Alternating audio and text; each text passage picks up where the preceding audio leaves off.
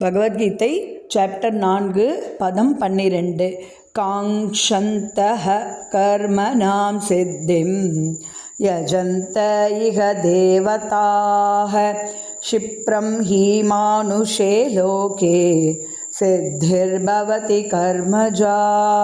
காங்க்ஷந்தஹ விரும்பும், கர்மணாம் பலநோக்கு செயல்களில், சித்திம் பக்குவம், யஜந்தே அவர்கள் யாகங்களால் வழிபடுகின்றனர், இஹ இந்த ஜட உலகில், தேவதா தேவர்கள், க்ஷிப்ரம் வெகு விரைவில், ஹி நிச்சயமாக, மானுஷே மனித சமுதாயத்தில், லோகே இவ்வுலகினில், சித்தி வெற்றி, பவதி அடைகின்றனர், கர்மஜா பலன் நோக்கு செயல்களால்.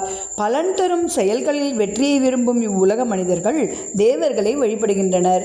இவ்வுலகில் இத்தகு செயல்களுக்கு விரைவில் பலன்கள் கிடைப்பது உண்மையே. பதம் 13. சாதுர்வர்ண்யம் மயா ஸ்ருஷ்டம் குண கர்ம விபாக்கஷஹ தஸ்ய கர்த்தாரமபிமாம் வித்யகர்த்தாரமவ்யயம். சாது வர்ணியம் மனித சமூகத்தின் 4 பிரிவுகள். மயா என்னால், சிருஷ்டம் படைக்கப்பட்டன, குண குணம், கர்ம செயல்கள், விபாக்கஷக பிரிவுகளாய், தஸ்ய அதன், கர்த்தாரம் தந்தையாக, அபி இருந்தும், மாம் நான், வித்தி நீ அறிவாயாக, அகர்த்தாரம் செய்யாதவனாக, அவ்யயம் மாறுதலற்ற.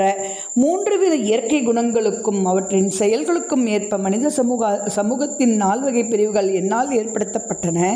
இம்முறையை படைத்தவன் நானேயாயினும் மாற்றமற்ற என்னை செயல்களுக்கு அப்பாற்பட்டவனாக அறிந்துகொள்.